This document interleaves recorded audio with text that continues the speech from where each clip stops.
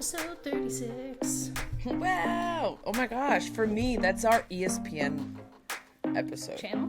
Yeah. Oh, yeah. So, happy ESPN episode on Long Island.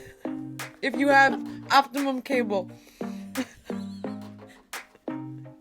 Well, I would like to start today's episode of Gridwalk with a quick game of Two Truths and a Lie from the last week in sports. Are you game to quiz the audience, Nicole? Love this game.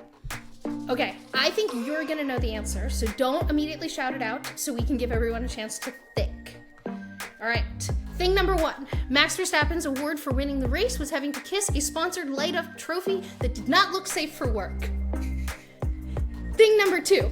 7% of the NFL's posts on Sunday were about Taylor Swift, but they accounted for 35% of the engagement.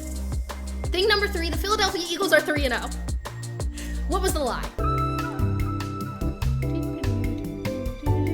The answer is 2, which originally was 7% of the NFL's posts on Sunday were about Taylor Swift, and they accounted for 30% of the engagement. Well, in actuality, it accounted for 56% of the engagement. More than half. Who's Taylor Swift anyway?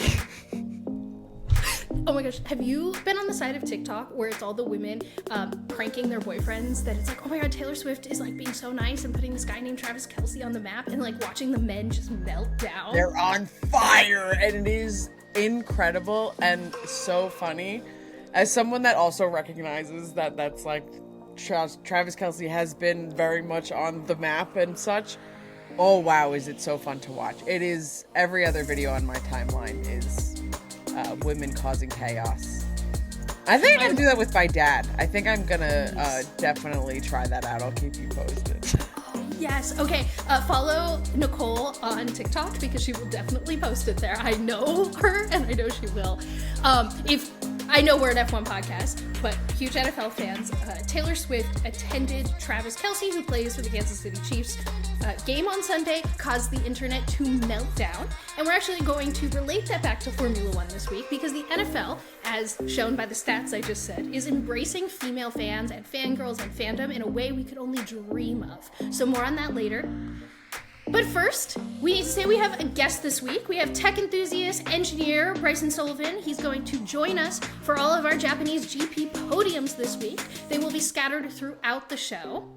Speaking of the Japanese GP, things have finally erupted at Mercedes. When the boss is away, the team gets a call from said boss to swap the cars.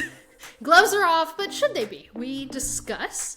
Perez's car was Pinball again this week. Has he finally lost his seat for next year? And if so, who will fill it? Things were so dramatic at Mercedes and Red Bull this week that I personally completely missed everything that happened with Gasly and Ocon and the drama that ended the race, which might be because this race happened in the middle of the night for me and I was sleepy. Or it was because I was distracted by all the things I said earlier. But will this be the launching point for all the hyped potential drama between the two French drivers? Who knows? But the one thing I know for sure is that F1 is a morning sport and no one will convince me otherwise. Nicole is going to break down everything F1 and pop culture with a jam-packed gossip grid after a race weekend that had two drivers partnering with artists for helmet designs, GQ features, a Milan fashion show, and much more. And yes, it's mostly Lewis Hamilton, like it always is. But look forward to that. And lastly, as always, we end the show with the Yellow Sector Notes. One story you should know from every team on the grid. That wraps up the Formation Lab for episode 36 of Gridwalk, a weekly Formula One podcast that believes there are fascinating stories to tell across the entire F1 grid. Don't forget to like and subscribe if you're watching here on YouTube. Also, leave us a comment. I want to know your thoughts on the KISS trophy. It's all I can think about right now. It is top of mind. If you're listening on an audio platform, make sure you follow, turn on auto downloads, and please leave us a review. It really helps us become more discoverable in the podcast algorithms of it all. But anything you do, whether it's sharing, liking, subscribing, etc., really helps support the show. Cole and Briana are lined up on the grid. It's lights out, and away we go. This week's Gridwalk. Really big, exciting news came out of the Japanese GP. It had to do with Red Bull and Max Verstappen. I don't even like podcasts. They make me fall asleep. How does someone not like podcasts? I don't get it. He doesn't listen to Grid Walk. 'Cause Clearly. I don't think anyone could fall asleep listening to this chaotic. We are way too loud. We are way too loud for anyone to fall asleep. But in actuality, Red Bull finally, because it feels like it was inevitable about 3 races into the season, Red Bull has wrapped up the Constructors' Championship. I do think we need to, one, congratulate them for designing a rocket ship of a car, for Max Verstappen for making 0 mistakes this season, and the fact that No. I'm really trying, Nicole. No, but it's incredibly impressive what they have done. But there's so many races left. What are we supposed to do? Yeah.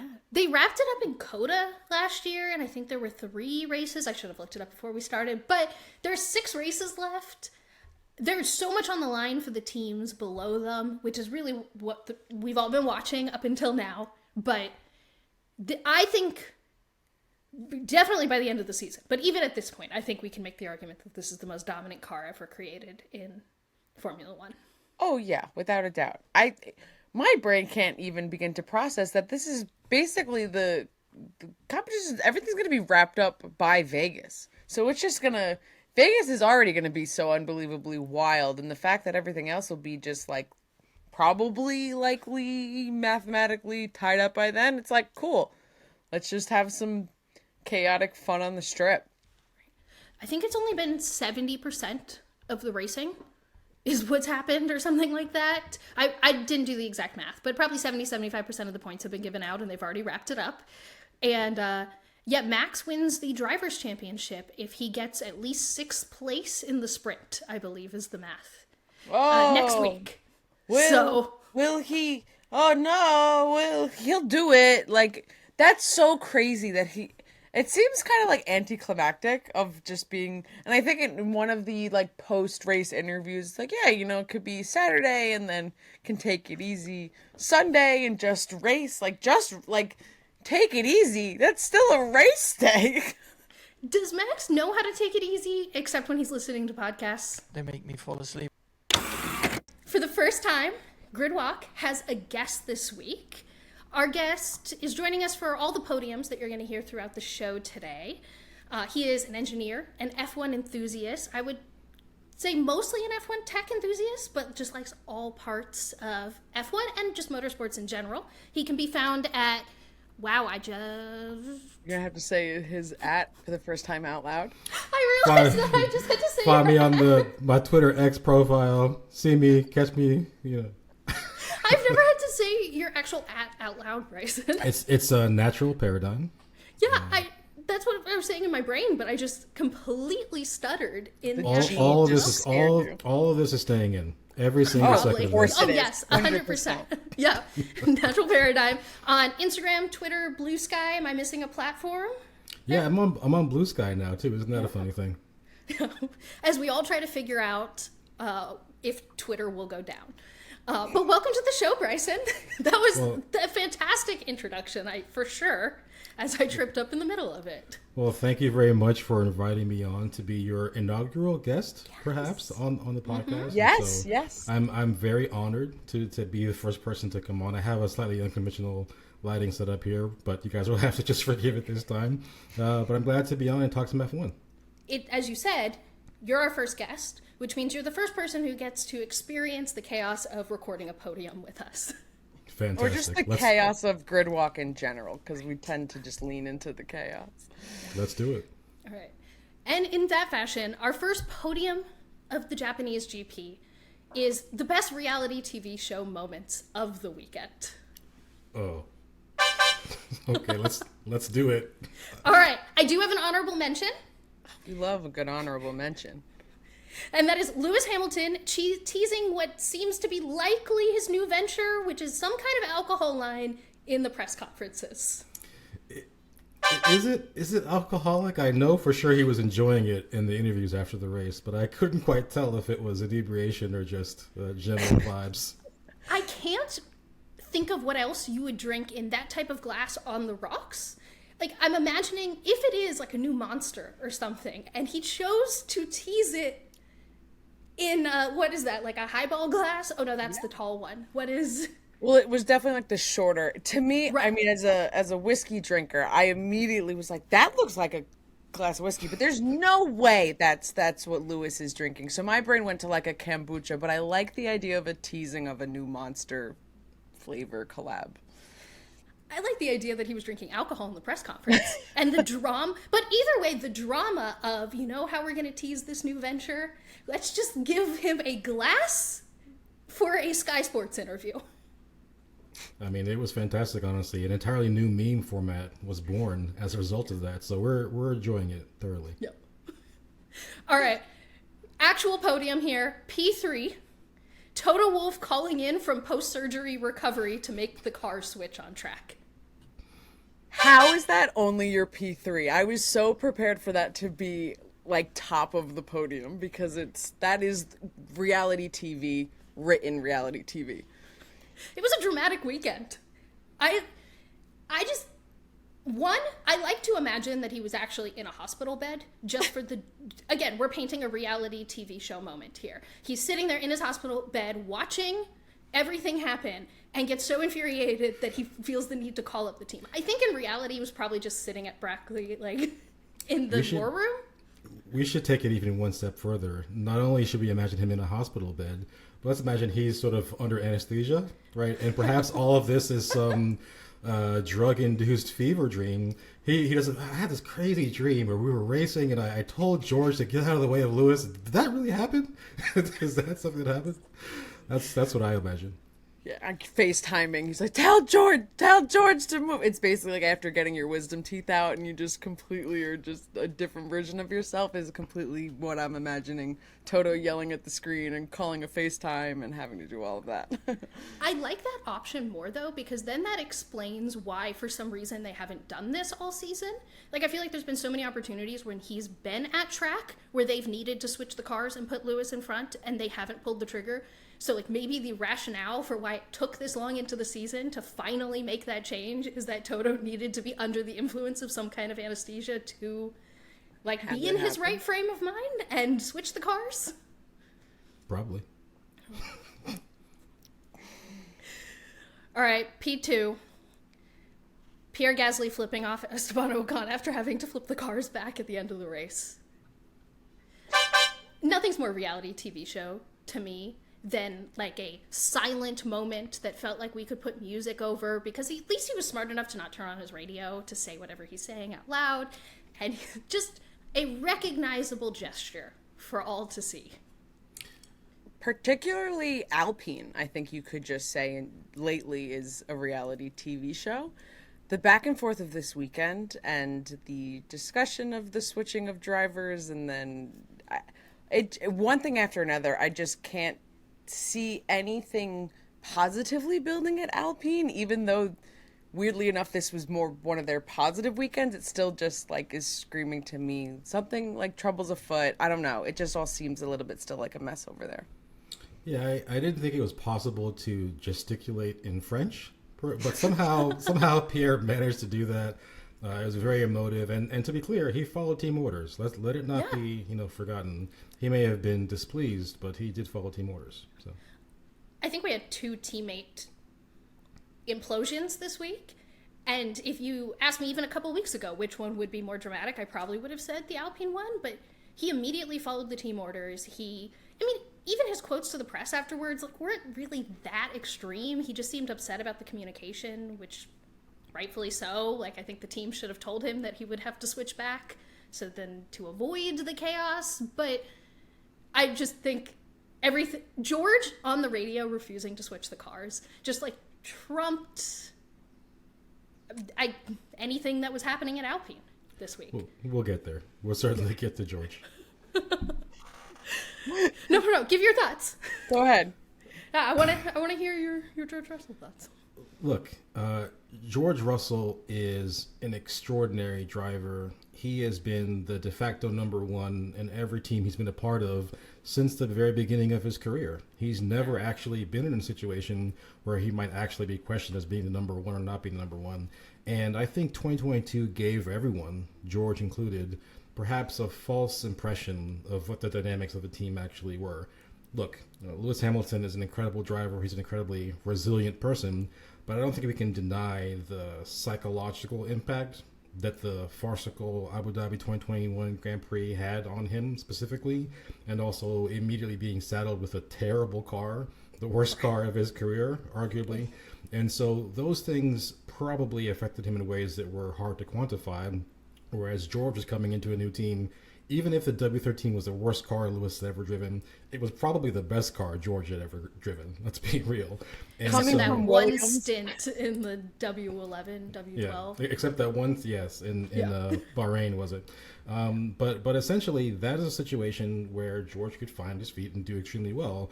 But what we've seen gradually over time is a shifting of power, and it's happening slowly and subtly, but it's definitely happening. Lewis has always been the number one at that team. Sort of, they always have the ability to fight equally, which is what most teams try to do. But Lewis is an incredibly fast driver, and George, I think, believed early on in their the partnership that he actually might be able to take Lewis most of the time and actually be able to establish himself as a new number one in the team. And as everyone is slowly realizing that's probably not going to be the case, George is having to grapple with the reality that actually Lewis Hamilton in prime form is almost unstoppable, especially in the same car. Yeah, there's a reason he's won the championships he's won. Hi, Parker. Yeah, sorry if you hear my dog. He likes to, especially when we start No, talking he about... he agrees. He agrees. Oh, he does. Lewis He's Hamilton's very the goat. passionate. Lewis Hamilton's the goat. He gets very passionate about Lewis. He gets very passionate about Red Bull, everything. So... I think that something that is not discussed enough, because it is so straightforward and simple to look at qualifying, because qualifying, it's easier to distill down to driver skill, is how difficult race pace is to achieve. Like, Mercedes aside, like, everyone can tell that Oscar Piastri is very talented and really fast, but Lando Norris has so much more experience with the Pirelli tires and so much more experience driving an F1 car, and then look at the pace differential this weekend between him and Oscar in the race. And I think George and a lot of these young drivers are built to be really fast in qualifying, and then the learning curve comes in the race. So when you actually look at pace times between the two of them, and even a lot of last year, Lewis was faster in the race. So I think a lot of this season is everyone collectively coming to the understanding that I think a lot of us who watch closely knew last year, which is as fast as George can be in qualifying, and he seems to lean to setting up his car to be fast in qualifying as well, based on trends, like we don't know for sure, that isn't always going to play out in the race, which means most of the time we end up with this annoying situation on track that we saw this weekend, which is we need to let Lewis through. Like, it is very clearly by lap times that he is the faster driver of the two. And it's just... Yeah, I mean, the added wrinkle here, of course, is that in George's case, he was also on a different strategy than Lewis was. He was on a one-stop strategy. Granted, he wanted that because, he was gambling on a late safety car that never came. And essentially, it put him in a situation where there's really no question that Lewis is going to be faster than him, Sainz is going to be faster than him. The tire differential was such that even with the aid of Lewis giving George DRS, it really wasn't going to help terribly much. So that's... Yes, I do agree that Lewis's race pace is incredible. You mentioned the younger drivers perhaps favoring more qualifying pace than race pace. The one big outlier in that would probably be Max Verstappen. He has always been a race pace monster, like preternaturally skilled at race pace. It's actually his qualifying historically that hasn't been quite as good. And this year especially, he's turned that up in a big way. But his race pace has always been fantastic. I've always ranked the best two drivers on the grid in terms of race pace is Lewis Hamilton 1, and then very close behind Max. We still do have a P1 for reality TV show moments. I think I know what it is. Just to be clear, I think I know what it is. All right. Well, it is the dramatic 12-second zoom in to Perez waiting in his car in the garage. There were cars on track. This was not free practice. We didn't need to spend 10 seconds watching Perez sit in his car, but it was great TV direction. And it was the reality TV show moment of the weekend, in my opinion. The clip of Max coming in pit and the cameraman was like, here it is, zooming in and then panning over to Checo in his car. I saw a tweet that said, this is the episode of The Office. This really was the funniest thing I've ever seen. There is no way that cameraman has not seen The Office. I mean, it is just too perfect. The timing is too perfect. A hard zoom on Checo's face. Let's get the emotion. That's what we saw. And so, pure comedy. And honestly, look, Checo's been having a rough time at Red Bull recently. I think all of us have been seeing that play out in real time. It's seemingly getting worse over time, which is kind of a problem. But that specific incident might actually be the inciting incident to make him leave. Like just becoming memeified to that extent is enough to just add on to whatever else is going on. And yes, he probably is fine to stay in for 2024, but I don't think he's going to stay after that. And believe it or not, he's actually lasted longer against Max Verstappen than anyone else Max has ever gone against. Only a couple of races ago, he passed Daniel Ricciardo for the most number of races as Verstappen's teammate. So love him or hate him, he's been around the longest in that regard. I was saying a couple episodes ago that I think he's going to leave. Like, he could go drive for a midfield team, probably get a good final paycheck. They would be so happy to have him in that car, and he doesn't have to deal with all of this, all of us talking about this. And just to be clear, part of this is Adrian Newey's incredible designs. He's always built incredibly fast cars, but they can be tricky to drive sometimes. They have a lot of aero balance, forward to rear under braking, and they're very pointy cars, but they're very quick. So he could be just as fast, if not faster, in a more normal car. I've gotten to the point where I've started to feel bad for him. Because now people are talking about him as if he can't really drive. And we know he can. He's just having a rough go at it. Yeah, I definitely had a different, I guess not a different opinion, but prior to the Daniel Ricciardo handbraking of it all, I definitely felt, I thought there was going to be a switcheroo before the end of the season, and now it definitely kind of just seems like AlphaTauri was like, we have 3 drivers, and next year we'll kind of figure it out, and it just seems like it'll all fall into place kind of easily. Okay, but going back to the Office point, I now want the next season of Drive to Survive. Like, I think we have tons of dramatic seasons. What if they shot this season of Drive to Survive like The Office? Because oh man, that would revitalize it. It would be so fun. No more dramatic, like, black background. They'll put everyone in, like, a paddock conference room or something. We're going to have that. We're going to have, Lando breaking Max's trophy in Hungary, and then we're going to have Max breaking his own trophy at the next race after that. There are so many. They have a meeting trying to fix it with some crazy glue, and then it's a whole just. Yeah, well, I have thoughts on that too, but that's another story for another time. Basically, it's like that trophy took 6 months to make originally, but it was repaired in like 2 weeks. So they made a new one in 2 weeks. So how did that happen? Someone didn't sleep. Well, is it 6 months or is it 2 weeks? How long does it take to make that trophy? Anyway, it's a side story. Well, if you were in our group chats, which is what we like to make this show feel like, then you would have been hearing for weeks and weeks and weeks that we kind of saw this Mercedes explosion coming. I think George Russell's likability in the Gridwalk host personal group chat has not been in a good place for a while. And this feels like the public reckoning of, oh, okay, so that thing we've been talking about in the group chat for weeks, I guess we kind of need to talk about it on the podcast now, because George Russell decided that he was gonna do what he did. I don't even want to. This is the new way we speak on grid walking. And those are our thoughts. And thanks. I'll see you next time. Thanks for listening. You know what? I don't even like podcasts. End the show. Thank you, everyone. It's been a great 4 minutes. That's where we end it. Good night. Thanks.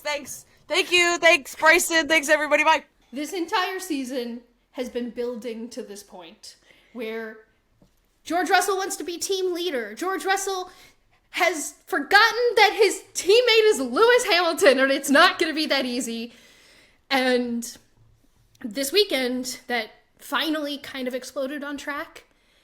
And this seems like a classic case of young, fast driver, no one's here to say that George Russell isn't fast, has decided that his number one goal is that he just needs to beat Lewis Hamilton.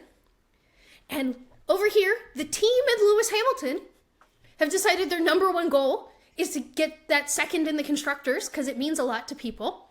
And I actually think of all the people whose patience wore thin this week, I think we finally saw Lewis Hamilton go, sit down, child. This is not about you. Yeah, George was really fighting as much as he could. I don't agree in the strategy that was pursued and when things that you were hoping for and things. It felt like it boiled over. It felt like there was so much passive aggressiveness on team radios and it was all just so unnecessary. And it's like, all right, let's all just be like really real about like what's happening. And if you like want to be a team and like, you know, then you optimize what driver is currently having the faster pace. And like, sorry, George, wasn't you. And George was on the one stop and was slower because George wanted to be on the one stop. Right. And yeah, I think the boiling over of our frustration is it just feels like week after week, Russell's like, yeah, let everyone through, gotta fight my teammates. And it just, it feels like I'm watching someone, like, you know, you could just turn left, but instead you go straight and you hit a wall. And that feels like, and I chose that on purpose, yes, but... Like, that sounds really specific and literal and recent. Right. That's probably not the best analogy, but I just feel like I'm watching George Russell play the long game poorly. He seems so single track minded of beating Lewis and taking that number one spot in the team that's become this singular obsession, so much so that it's showing out on the radios to us. Like, I think we always have to remember that the drivers know that we get the radios, which means we're getting a version of their thoughts that is relatively filtered. So if that is what's coming out in the radios, like imagine what's going on behind the scenes. But if I was advising George Russell, dude, long game. The car can't win anything right now. So becoming obsessive and not playing the team game, where the whole goal right now, as Lewis and the team keep stating, is trying to get second in the constructors. Like, George, what are you gaining? Like, okay, so let's say in the end, he comes close or beats Lewis overall in the points at the end of the season. Like, what is that going to gain him if the entire time the entire team was like, look at this jackass who wouldn't do anything in the constructors for us? Like, I don't... Yeah, I can't rationalize. Like, the throwing around of, like, well, what are we doing that's better for the team? And it's like, okay, great, but, like, if we want to think about what's better for the team, then, like, maybe it's not a one-stop strategy when you're on hard tires that are then going to degrade and then you can't fight against anybody and you think it's going to be like, oh, this is a team issue. And it's like, well, all right, if we're really thinking about the team and the constructors, it's like, let's have let probably your teammate through. Let your teammate through. Pick a more optimal, reasonable strategy that doesn't depend its entire success on, like, the existence of a safety car that then just, like, doesn't happen to maybe give you the tires so that in order to keep up. It's... And the team was fine with putting George on the split strategy when he asked for it, so that was a joint decision, but, like, right. We're just not dumb. Like, none of us are dumb.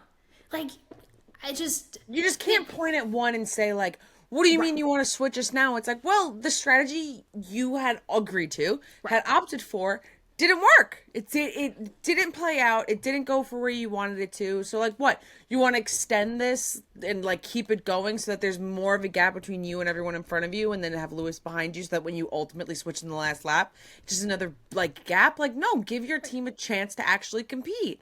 And it's not about, like, you making it to the podium and you needing a positive result. Like, you needing a positive result needs to be on a different strategy for this particular way that this race played out. Right. And drivers are inherently selfish. So I'm not trying to sit here being like, you should be more altruistic, George Russell.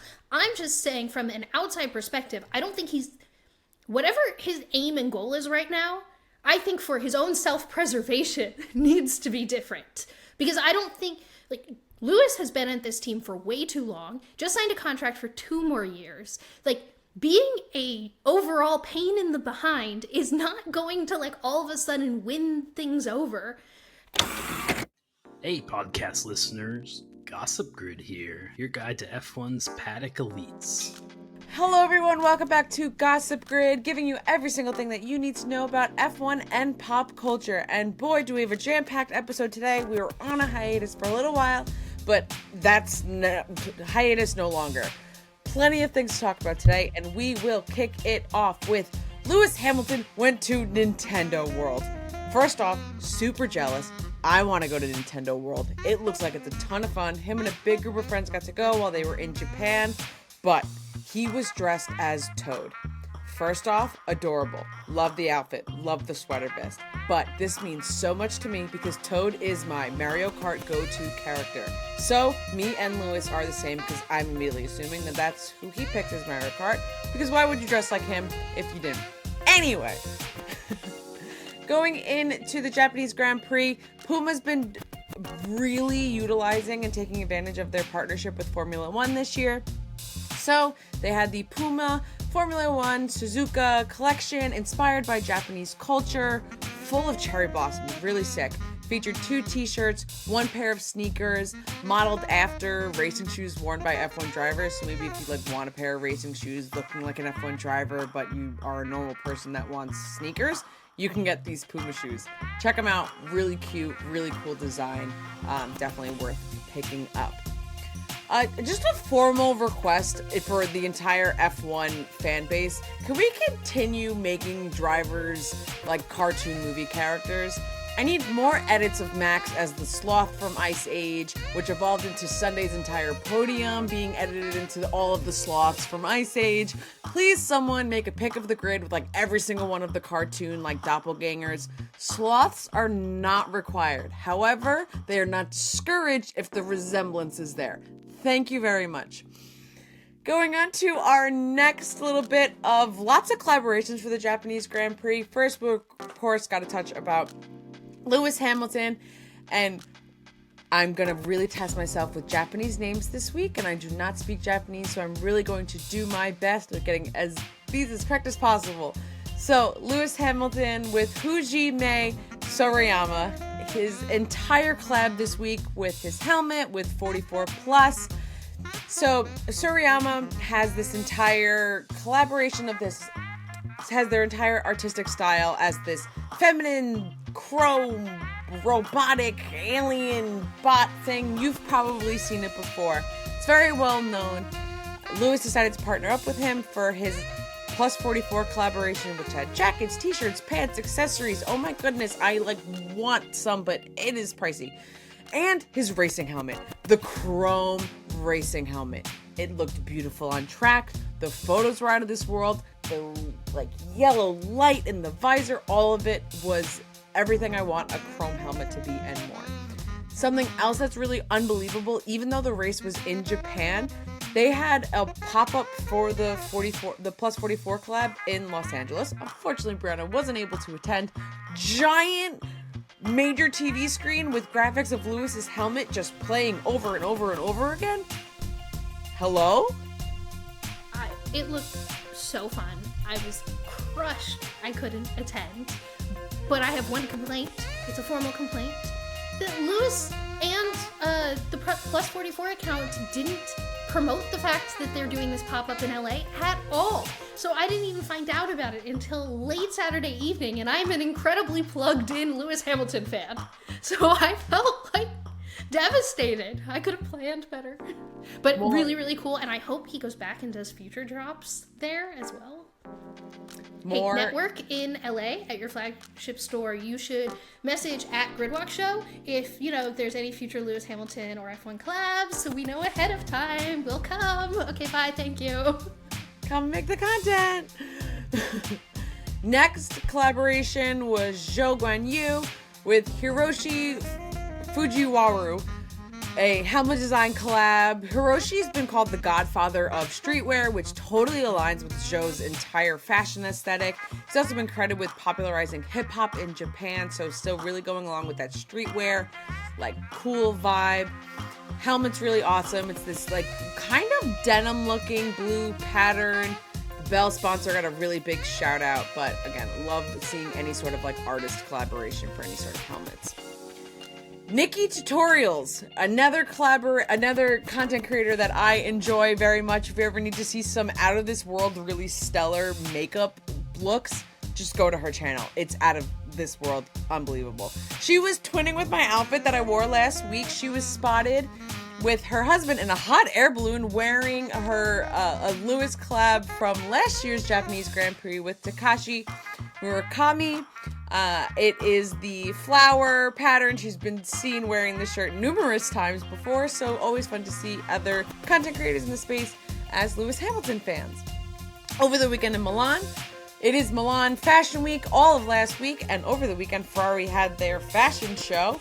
And to be promoting their spring 2024 collection with their fashion show in Milan, they posted some fun social content, which we don't get a ton of fun, quote-unquote, social content from Ferrari of being a little bit out of pocket and silly, but we got to see Carlos and Charles auditioning to model in the Milan fashion show. Oh, it's unique. I think I need Charles's outfit. Carlos does look like a tennis ball.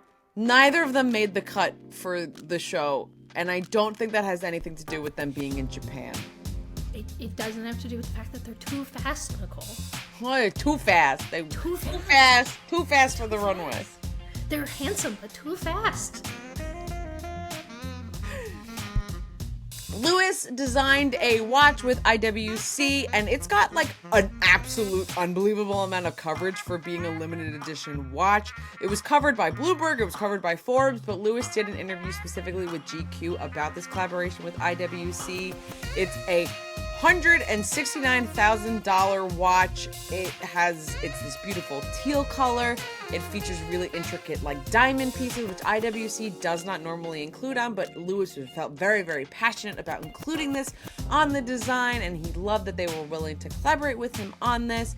He's always loved watches, back to when he would wear like a Mickey Mouse watch as a kid, and he says timepieces align really well in his life because I'm literally chasing every millisecond when I'm on track. So it's really unbelievable, great pairing and branding, and IWC is only making 44 of these watches, which is rightfully so. Jamie Foxx has made his return to filming. He had a little bit of a medical scare crisis at the beginning of this year, and no one really knew what was going on. But this past Sunday, I was at the Jets game. Didn't get to watch a lot of TV. Fast forward to Monday Night Football, commercial breaks appear, I get my snack, I'm chit-chatting with my parents, I suddenly look up and I see Jamie Foxx hopping into a black and gold F1 car and driving away. Oh my goodness, I totally can't believe that I just saw an F1 car in the middle of a Monday Night Football game. But it is a promotion commercial with BetMGM. Of course, MGM being a major player in the city of Vegas and casinos overall. Jamie Foxx got to film this commercial back in July at the area resort and casino. Again, he drives the F1 car. I have not been able to find this commercial on the internet. If you can find it, please send me the link. That's awesome. And gotta wrap it up this week. Huge news. It's so unbelievably important for me to tell every single person listening to this podcast that Travis Kelce has really great taste. Did you know?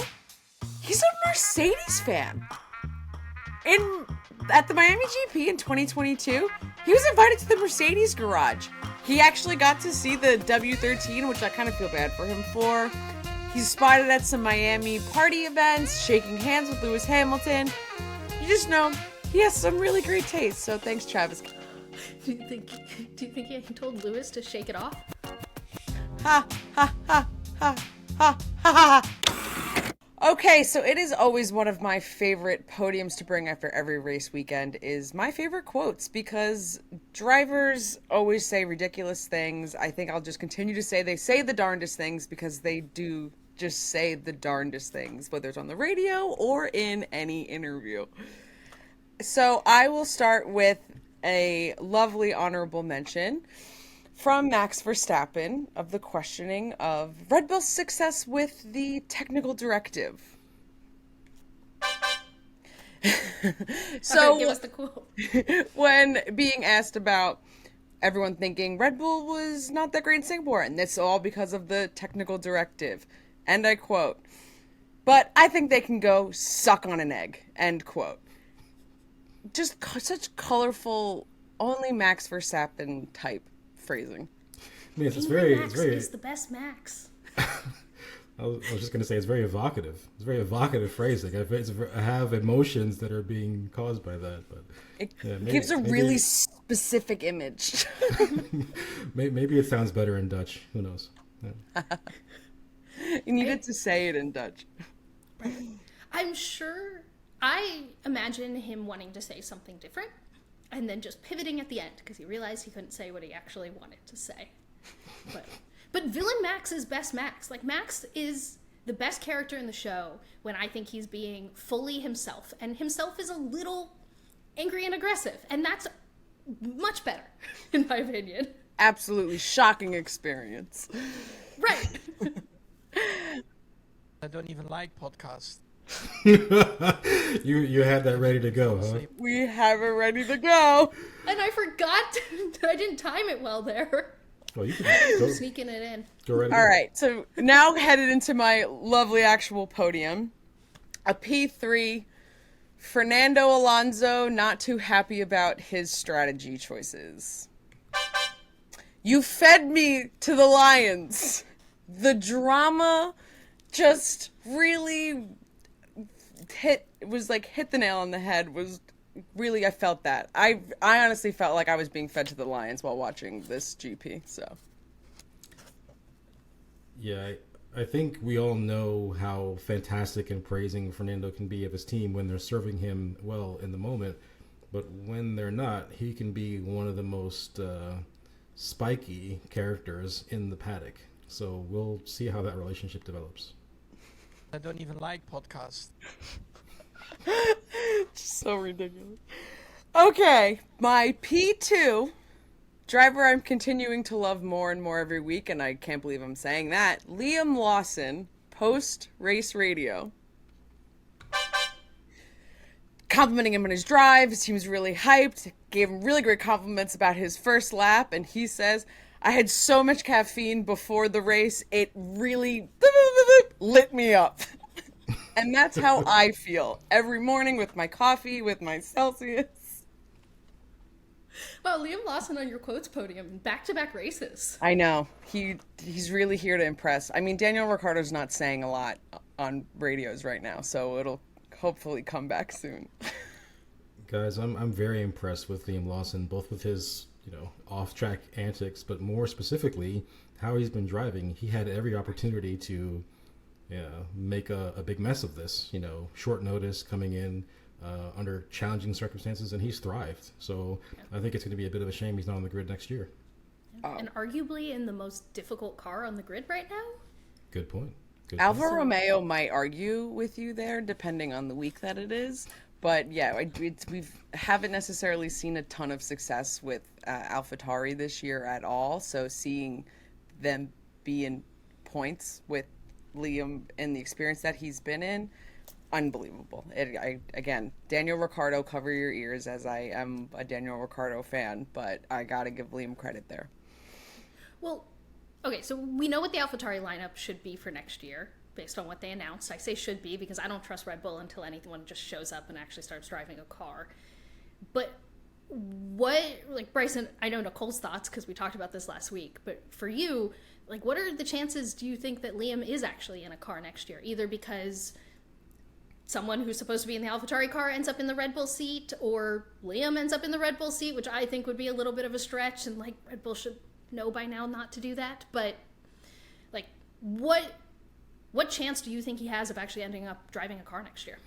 I mean, I think that Yuki Tsunoda specifically is someone who Red Bull hasn't really shown the confidence in to race against Max Verstappen as his teammate. So I don't see him going to Red Bull. I could see in one permutation Daniel Ricciardo going to Red Bull, either immediately, but probably more likely for 2025. He has experience with the team. He's proven to be quick in the right type of car, and it makes sense for them from a PR perspective. So Daniel's seat is really taking up the seat that Liam Lawson would take.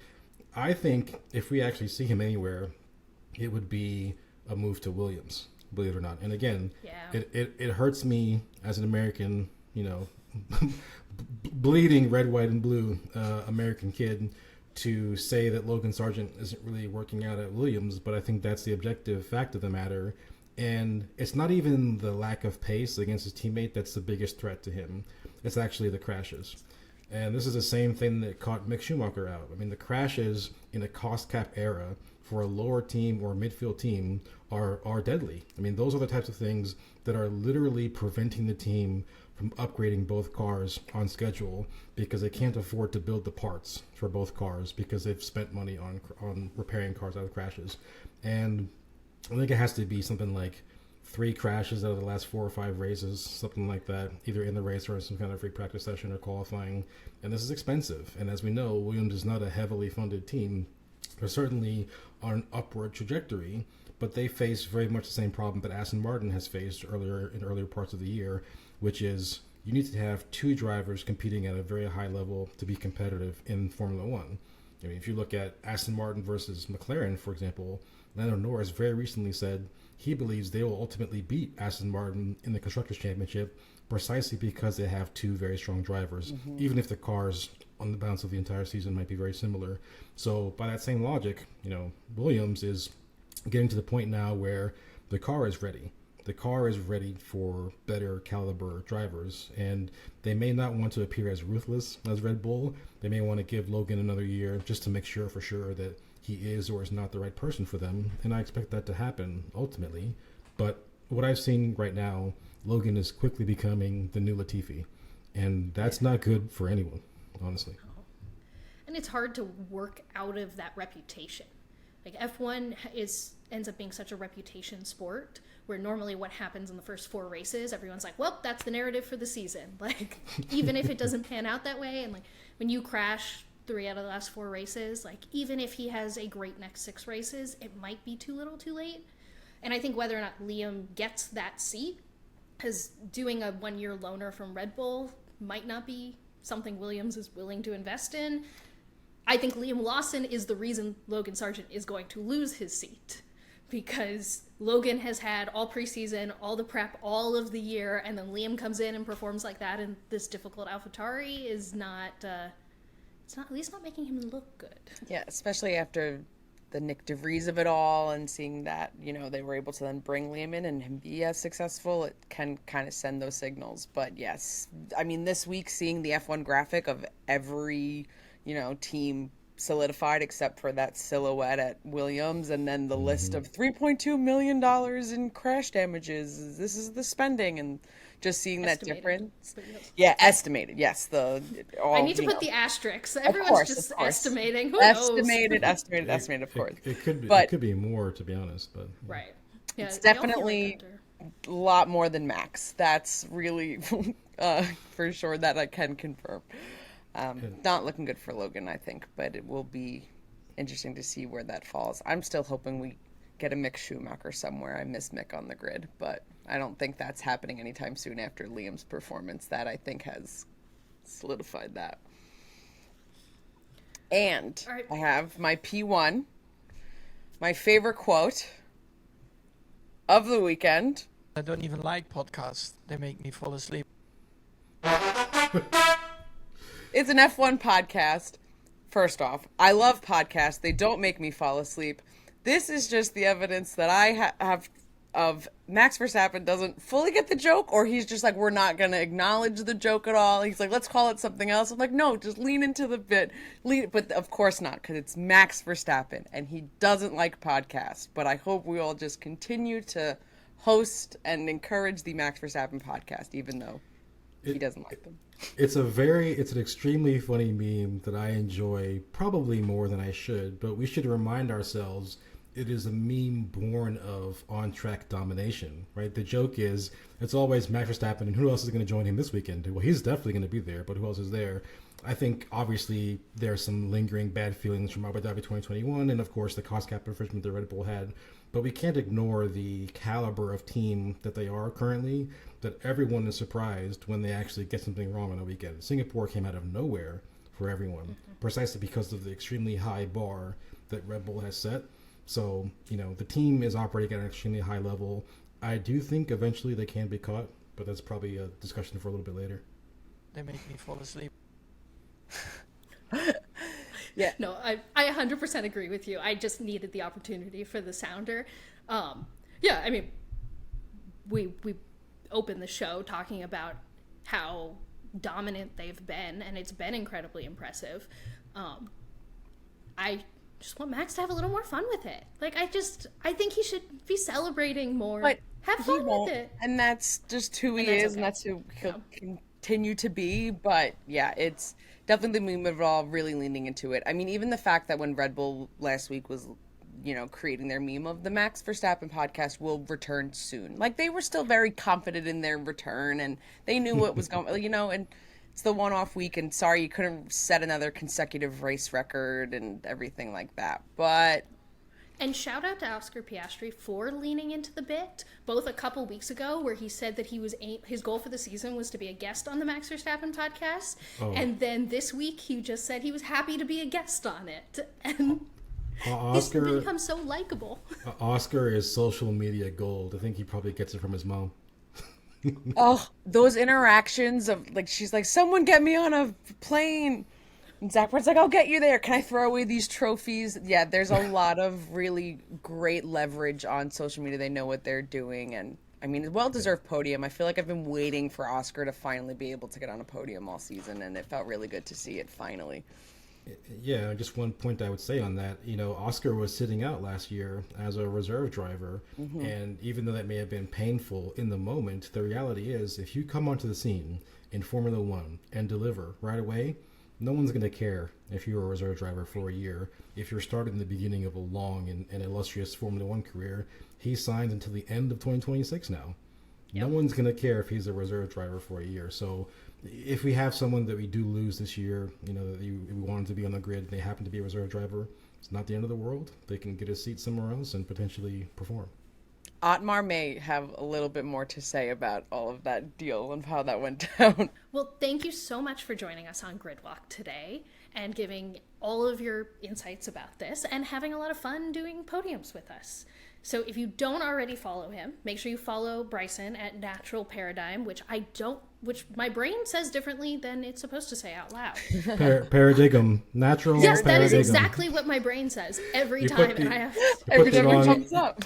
Yep. You put the emphasis on the wrong syllable. That's what happened there. But you are welcome back on Gridwalk anytime you want to come chat F1 with us. Thank you so much. Well, I just wanted to say thank you for inviting me on as the inaugural guest of your podcast. I always enjoy talking F1, whether I'm doing it just by myself or with other people. It's great to talk F1 with people. And I really wanted to just say I appreciate your energy. I appreciate your enthusiasm of bringing F1 to greater fan bases and being able to share the love of the sport that all of us have. And I wish you guys a lot of success in your podcast. Thank you so much. Thank you, Bryson.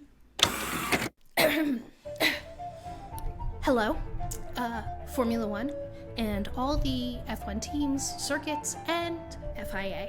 Thank you for coming here to listen to me today as I tell you about what happened this weekend in what was formerly called the No Fun League, the National Football League. But they are no longer the No Fun League because the NFL has embraced the lucrative opportunity of female fans, fangirls, and specifically Swifties, like our resident Nicole Katz. And the reason I've come to talk to you about this today is because we've been screaming for longer than even before we had this podcast about just how much we want F1 to acknowledge our existence. And we've told them if they lean into having female fans, that money comes with that, and attention and relevancy. Because young female fans, which I don't know if we classify as now because I feel old every single day, because I am not Gen Z, but I guess we still are under 50. So we are young, we're in our 20s. We bring the money. So what happened this week? Well, apparently Taylor Swift is dating Travis Kelce, who is a tight end for the Kansas City Chiefs. He also has his own podcast, which is fantastic, and you should check it out. It's the New Heights podcast. His co-host is his brother, Jason Kelsey, who I adore because he plays for the Philadelphia Eagles. Okay, that aside.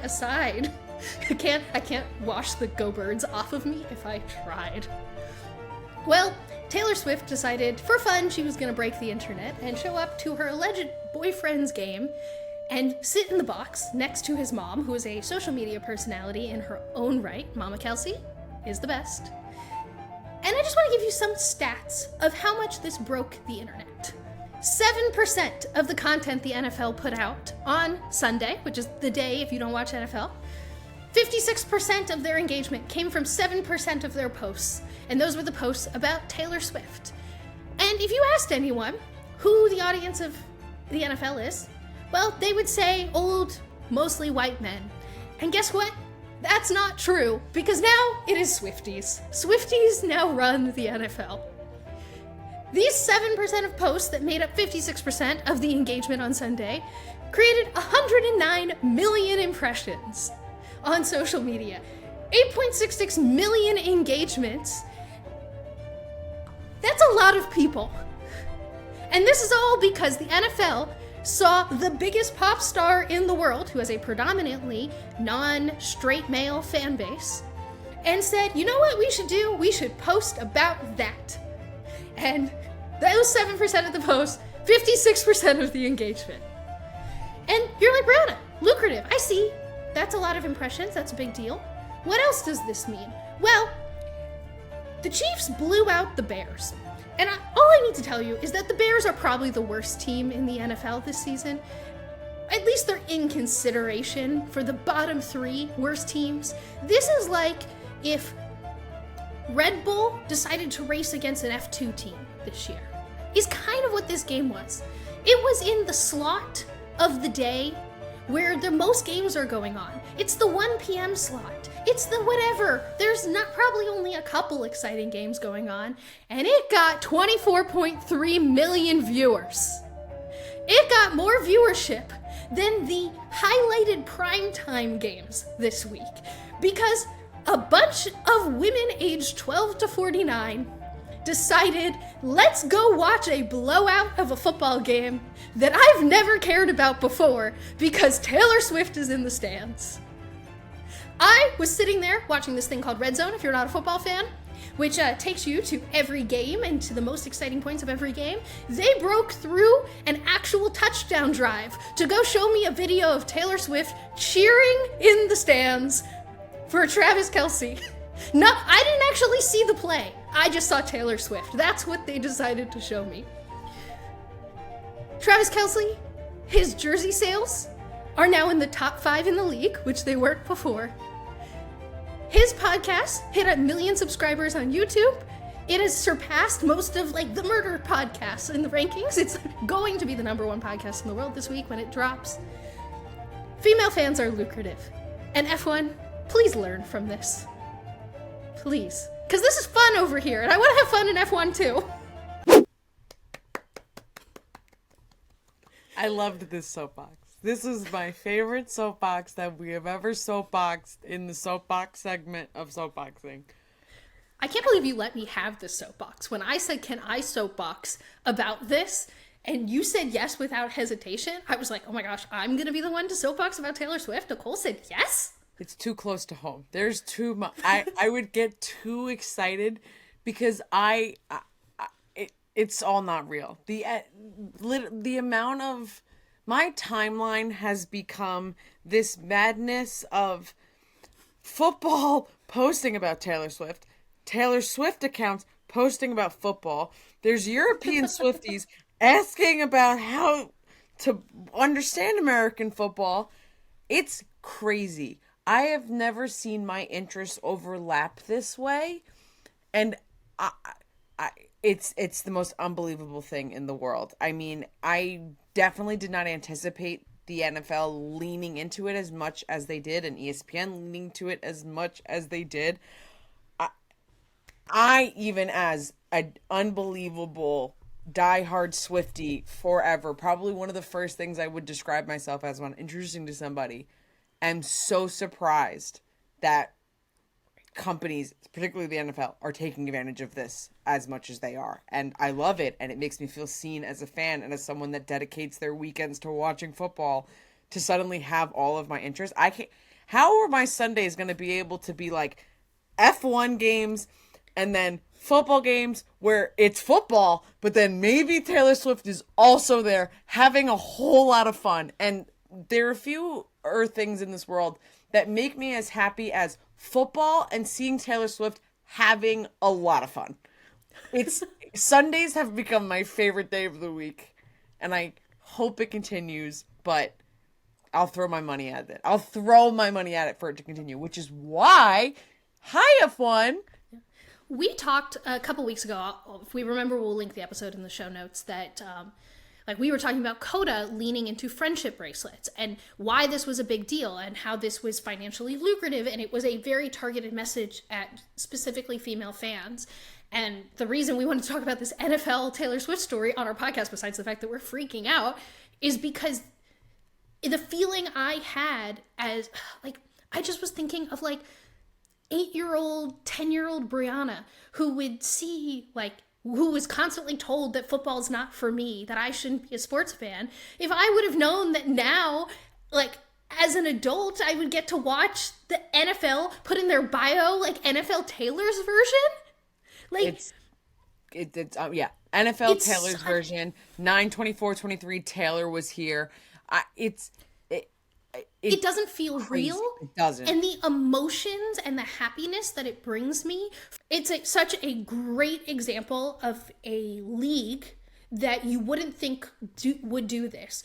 Latch on to an ability to market to 50% of the population and say, go and do it. And the numbers show that it worked. And so F1, do it. Lean into it. Invite Taylor Swift back to Coda. Just kidding. Not gonna happen. But I mean, she turned down the Super Bowl, so I don't think... He's in Japan! Can't happen this year. Eventually. She doesn't need it. Oh yeah, well that's the whole other part of this. They announced Usher as the halftime show. I think there's probably going to be people on, like, listening to Gridwalk that learn that Usher is the halftime performer because the NFL talked more about Taylor Swift seemingly eating ranch and chicken fingers than Kim Kardashian announcing Usher as the halftime show. All of it is so ironic and hysterical to me, but the power... Seemingly ranch. Well, Perez had a weekend, but I feel like we say that every weekend. When does he not have a weekend? It never just continues to surprise me and find ways to just basically just kind of be like a pinball on track.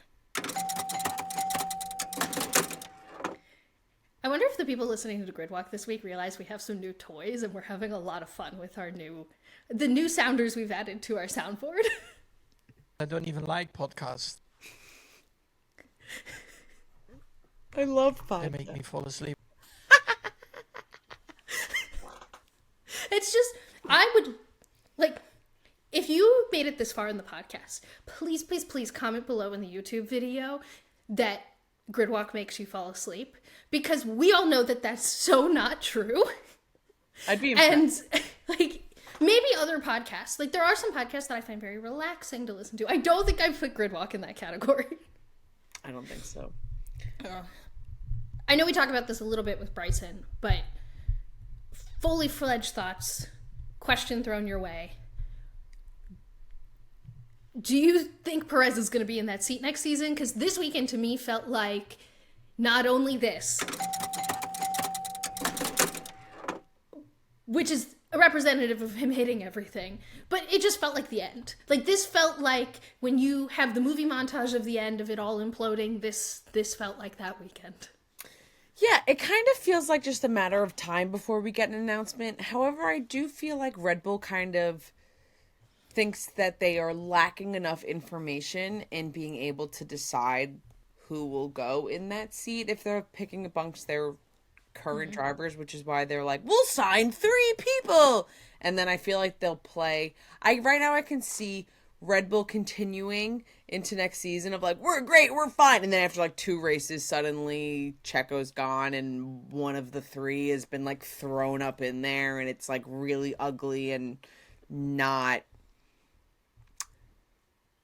What's like the opposite of burning bridges? I just don't see it being a pretty scenario in any way at all. I would love for it to be like Checo decides to leave. I can't see him making that decision as much as I would want him to. I just don't see it. Yeah, I mean, I think he would if he had somewhere to land. Like, I don't think he would make the decision if he didn't have a seat next year. But I think if he could figure out a way to get a seat, I think he might be happier somewhere else. Have the chaos. Let's play some musical chairs with him and Lando Norris. Just switcheroo, send him over to McLaren again, be like, woo, and then just have that chaos at Red Bull. See what happens. Your service has been temporarily disconnected. I know. We haven't used that one for a while.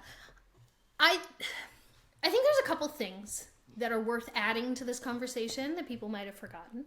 Thing one is we know that F1 has requested that Red Bull's second seat is a little more competitive next year.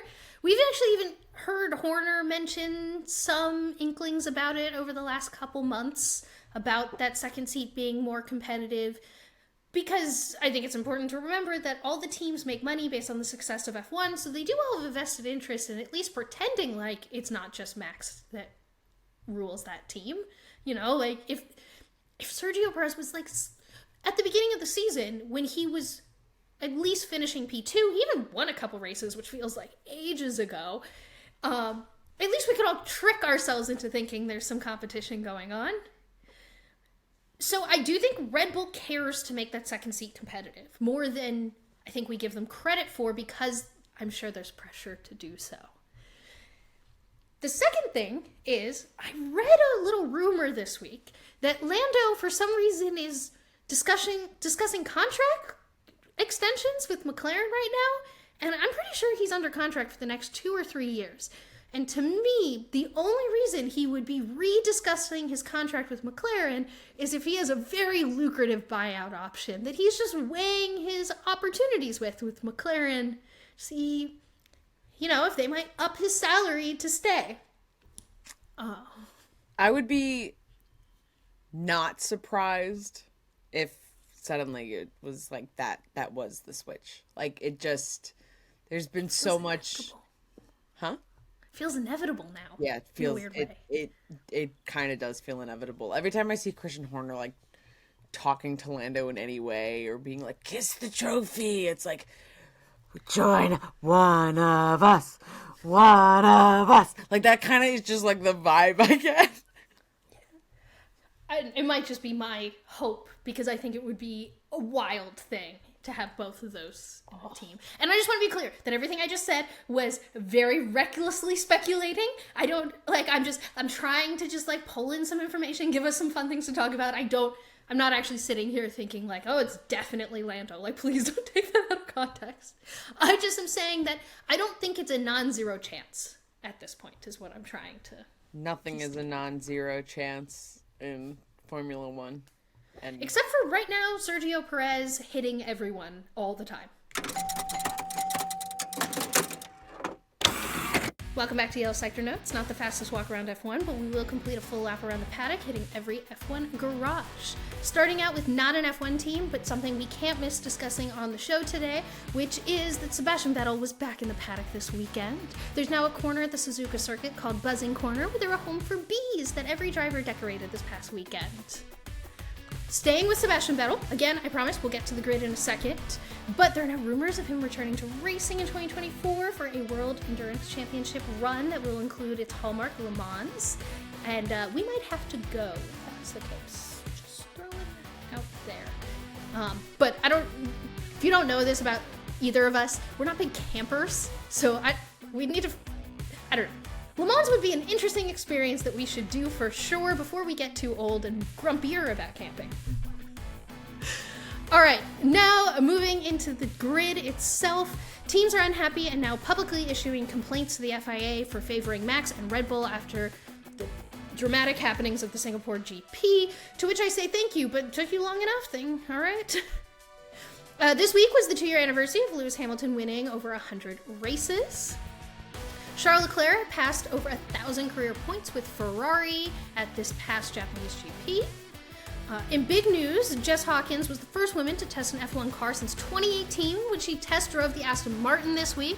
It was great to see Aston Martin showing, not just telling, and giving this opportunity to her, but in the same breath, 2018, like, come on. I mean, this is a baby step when we're looking for leaps. It better not be another 5+ years before we get another woman testing an F1 car. We're not even talking about driving an F1.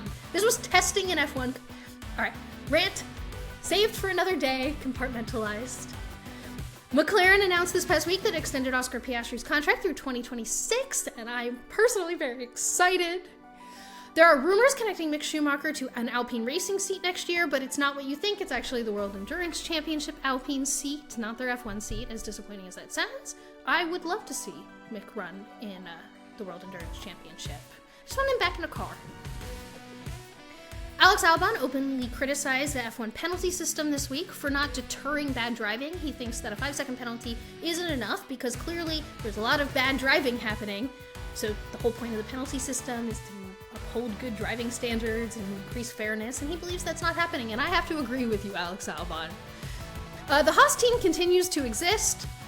VB's wine brand is releasing in the US right in time with the USGP weekend, so if you're looking to try it and you live in the US, next month is going to be when we all get access to it.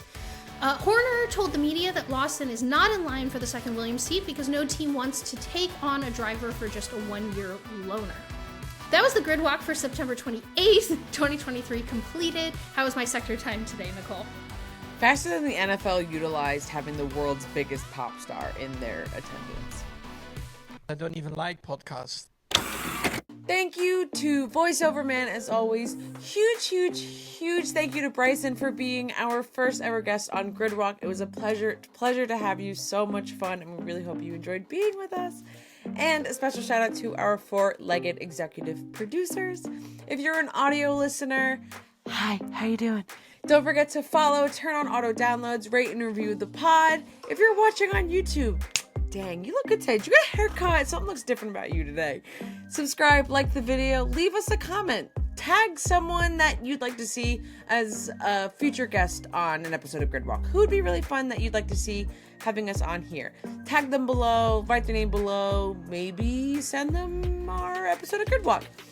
Really, anything that you do, comment, review, all of this really helps us help other people find the podcast, and we really appreciate you doing them. You can also join us for our daily grid walks on every single social media platform. We are at Gridwalk Show on Instagram, Twitter, TikTok, Threads, you name it, you'll find us there at Gridwalk Show. We will be back to walk the Formula One grid every Thursday, and we sincerely hope you join us. Today felt like a grid first down and not a grid walk.